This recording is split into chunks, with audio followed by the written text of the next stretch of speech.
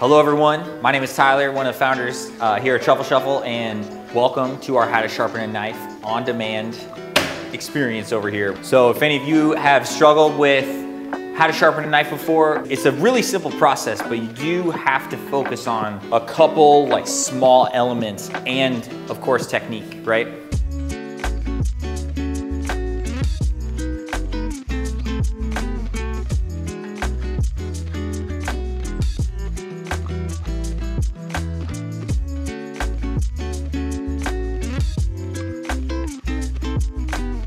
I am glad that you are all joining us at the end of this class. You're gonna be a knife sharpening master. From the top over here, the couple different items that we have a knife.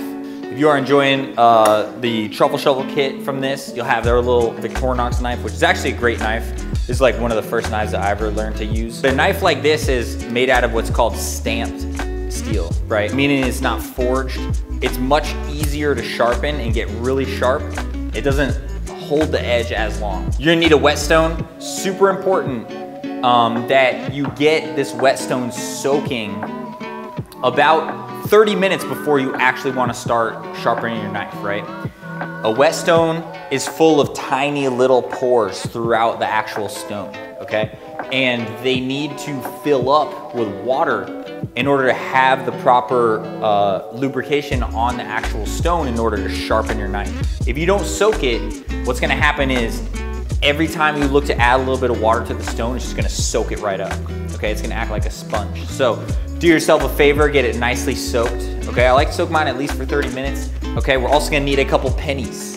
I also have one of these over here, which is a honing steel, all right?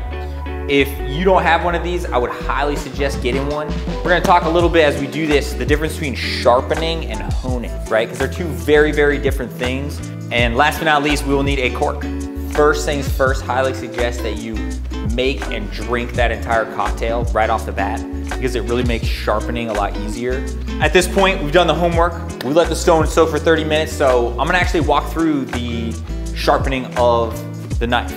And so in the little recipe that we sent you, we honestly wanted to follow like the same technique as a recipe for a dish, right? So I wanted to go through a section that is called finding the angle, right? And so again, the angle is the most important thing when you're sharpening a knife, right? Grab your whetstone out of the water and you'll see the whetstone has two different numbers on it, right?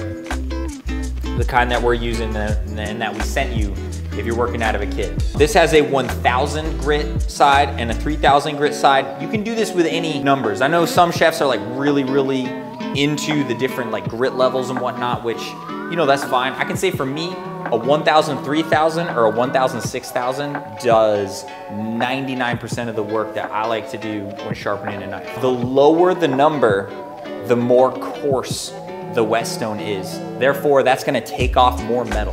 We always wanna start at the lower end of the spectrum. Okay, so we're gonna start with our 1000 grit stone. We're just gonna go over some essentials. So whenever we're sharpening a knife, I'm always sharpening my knife using my dominant hand. I have my stone straight up and down right in front of me and a wet towel below it. The goal when sharpening a knife is you always wanna keep the surface of the stone moist with water, but not like just covered in water, right? The first thing I wanna do is actually place 2 pennies on the surface of my whetstone, okay? You'll see the method to the madness here in a second.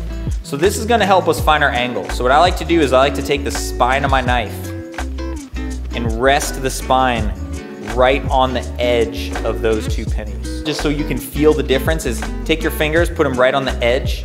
You'll feel that the knife and the stone are flush at that angle. If you remove the pennies and put the knife flat and put your fingers down, you'll notice there's a little bit of space between the edge and the whetstone itself.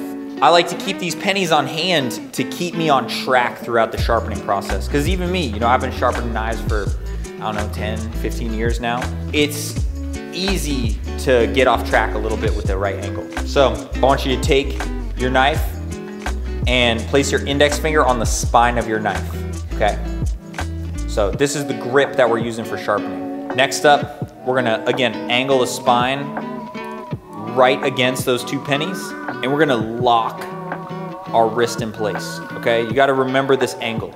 Don't ever let your wrist move forward or backwards, right? You can see that's how you lose the angle. With the next hand, with my other hand, I'm literally just gonna place my index finger and my middle finger right on the edge of the knife, almost at a 45-degree angle. These two fingers over here, we're just gonna apply pressure to the knife throughout the sharpening process. And basically whatever is underneath our fingers is what is getting sharpened. So you'll notice as we sharpen, we're actually gonna move our fingers up the knife to ensure we get an even sharpen throughout the blade. Again, I like to go through a lot of these setup items to make sure we're all on the same page of exactly what we're looking for when we're sharpening. If you don't have the right angle and your wrist is locked in the right pressure, you're really not doing anything. So if you found your angle, give yourself a pat on the back, okay? Quick round of applause. Now that we've taken the time to find the angle, now it's time to start executing. And the thing that I really want you to keep in mind is start slow at first.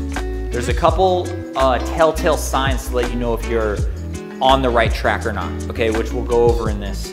And you know, also keep in mind too, sharpening knives, like people spend their entire life learning how to sharpen knives. So if the first time you try to sharpen your knife, it doesn't come out perfect, just know you can always resharpen it, right? As long as there's metal on the knife, you can sharpen it. Always make sure that we're wetting the top of our stone. Again, I just like to sprinkle a little bit of water on top of the stone and then just rub it across to make sure it's evenly coated. We gotta always keep a little bit of water on that wet stone so our knife can actually slide over the top. I'm gonna take my 2 pennies, okay? I'm gonna find my angle and I'm gonna lock my wrist, right? I'm right-handed, so I'm gonna lock my right wrist. I like starting at the very bottom of the stone with the bottom corner of my knife touching the bottom corner of the stone at a 45-degree angle. And all we're gonna do is just move the knife forward and lightly press down with my 2 fingers. Move it forward and lightly press down, okay? And when I bring the knife back, I'm gonna release the pressure off these 2 fingers. And then I'm gonna move my fingers up 1 inch, push forward, okay? And then move them up, push forward. Let it go, bring it back. This is me doing this very slowly, but this is what it looks like when it gets a little bit faster. And again, number 1 thing, make sure that your wrist of the hand holding the knife is completely locked. All right, we're maintaining that edge throughout the entire sharpening process. We're just gonna focus on sharpening this one side of the knife first.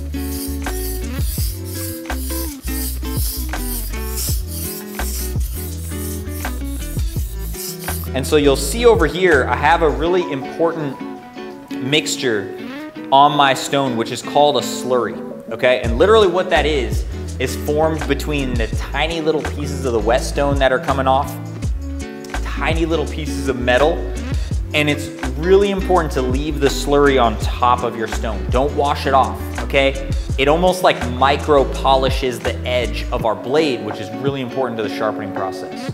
Okay, so I'm gonna come over here, get a little more water on there, and I'm gonna keep going. You might be asking yourself, okay, how long are we just gonna sharpen this one side of the knife? I'm gonna do this one more time and then we're gonna check for what we call the burr, okay?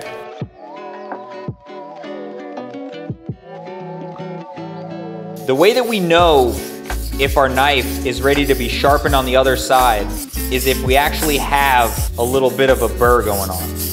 And the way I check for that, placing my thumb on top of the side that I was not sharpening and literally just pushing it towards the edge, okay? And you'll feel a very slight little ridge, almost like curling up on the knife. That's the burr that we formed. And again, I'm using a stamped steel knife over here.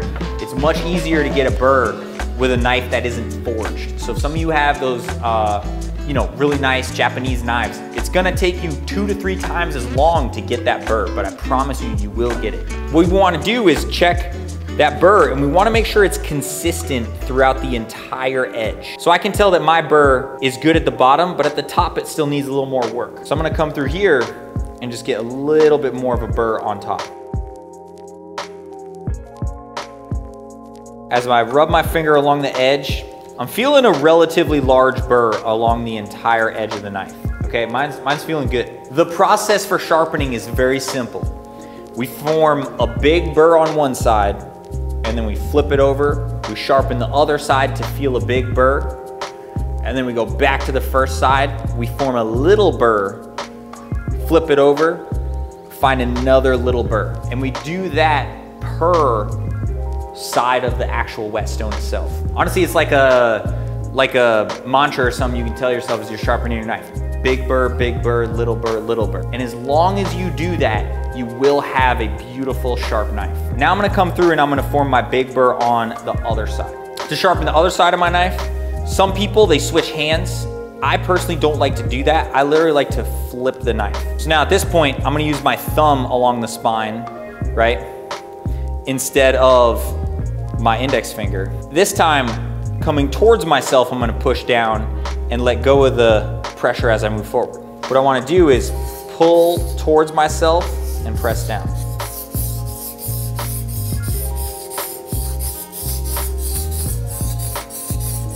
Now I'm gonna feel this side of my knife, right? I'm feeling for the burr. I don't feel a burr yet. Okay, so that means I got a little bit more to go. Okay, so again, I'm gonna find my angle, come through here, right? I'm starting to feel it now. I got a nice sized burr, okay? I'm still gonna go just a little bit more, that way I can get the same size burr as I had before. So now I got a nice big burr on that second side. At this point, just like I said before, now we're gonna form a little burr on the first side. And this is where we're taking that edge, right? And we're really kind of pushing it back, pushing to the other side. Now we're just pushing it back again, and then a little bit more. And that's really how you get a nice sharpening on your knife. Now I'm gonna come through here and I'm gonna get the little burr. So now I can tell on that first side, I've got a nice little burr going on. Now I'm gonna do it back to that second side, get a little burr going. I know I said it before, difference between sharpening and honing. When you sharpen your knife, you're literally removing metal from the actual knife itself. You're making the knife like smaller, right? When you're honing a knife, right, which is to use one of these, a honing steel, all you're doing is straightening out the edge. Okay, that's it. There's nothing that you're doing more than that. And so, just to put in perspective, in the restaurant, if I'm using my knife 14, 16 hours a day, I would still only sharpen my knife once a month, right? But I would hone my knife probably about 20 times per day. The edge of a knife, it will move back and forth, and that's where we need to hone it, okay? But sometimes the edge of your knife almost kind of forms a little bit of like a saw blade to it, right? And that's when you'll start to experience your knife almost is dull, right? And that's when you need to sharpen it. All right, so now that I've done the first side, the coarser grit side, now I'm gonna do the same process to the second side, right? So again, get a little bit of water on your stone over here. And again, we wanna go use the entire stone, okay, from top to bottom. We don't wanna just use the space in the middle, okay? We wanna make sure to use the entire length of the stone as we're doing this. At this point, this is where we have officially got our knife nice and sharp, okay? But the last step that I like to do, I know some people don't do this, but I like to do it, is to just remove the burr, okay? So right now I got a little burr on this side of my knife. What I like to do is just like to swipe the knife a couple times on my stone just to round out the edge. We're trying to hold that angle, but this time instead of moving back and forth, we're just gonna do one swipe up, flip it, one swipe down, okay? And then back to the top, up, and down. And what you'll look for is to make sure there's no more burr on the actual knife. Our stone has done its job, so at this point, if you wanna rinse it off and let it dry, that's perfectly fine. Just let the stone dry at room temperature. It'll get really nice and dry. It doesn't need any additional heat to get dry. At this stage, we got a beautiful, nice, sharp knife over here. All right, look at that. What we wanna do is that edge, okay, that's been formed, now we need to strengthen it, okay? Right now, our edge is pretty nice, but it's like kinda crooked in some areas. And the reason why I like to actually use a cork is to straighten the edge out a little bit, okay? And what this does, it doesn't sharpen your knife, but it makes your knife stay sharper for longer. If you've ever seen people use like a leather strop to strop their knife, right? It's not actually sharpening, we're not taking metal away, we're strengthening the edge. In order to do that, we're gonna take our little cork over here, we're gonna take our knife, all right? We're gonna place our knife in the cork, and we're literally just gonna swipe it through the cork, okay? I'm not pressing down at all, I'm not trying to cut through the cork, I'm literally just dragging the edge of my knife through the cork, okay? And you might feel little pockets of resistance along the knife, right? And as you do that, those little pockets of resistance are the areas where your edge is a little bit off to the side, okay? So I like to do this 5 or 6 times. So I did that last one, I got no resistance. And as I move my thumb down my knife, just like we did before, no burr on either side, okay? As we're talking about keeping a strong edge, the other thing I want to look at is honing, okay? And so now that you've taken this course and you've kind of seen from start to finish, again, sharpening, we're removing metal, honing, we're strengthening the edge, okay? When you're in a kitchen and when you're at home, you can use this all the time. They make these in a lot of different styles. This is what's known as a diamond steel. We use, you know, like stainless steel steels, and literally all we're doing is just taking the edge that might be like this a little bit and just straightening it out. I like to, again, find the same angle that I would use as I'm sharpening it, right? Which you can see there, similar angle. And I like to go from bottom to top, okay? And then on the other side of our steel, just find that same angle, and again, right? This is what it looks like. I know some chefs do this. Personally, I don't like that because I'm bringing the knife towards my hand. And you don't have to put pressure down, right? We're literally just honing the edge of our blade.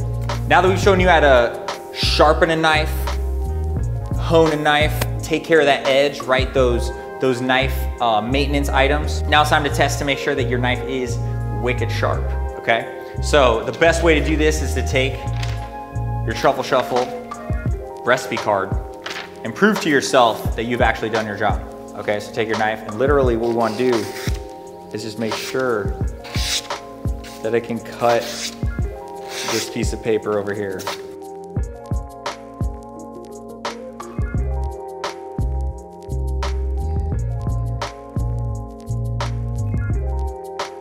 Once you got that done, again, give yourself a round of applause. Nice job.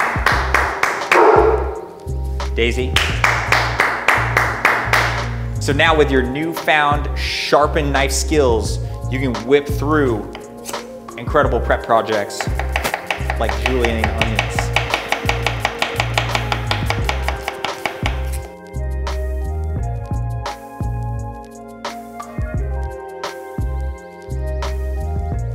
Keep your knife sharp and reference this video as many times as you need to until you get that nice edge, okay? And go out there, let the world know that you have a nice sharp knife, okay? And apply it to any of your dishes in the future. See you soon.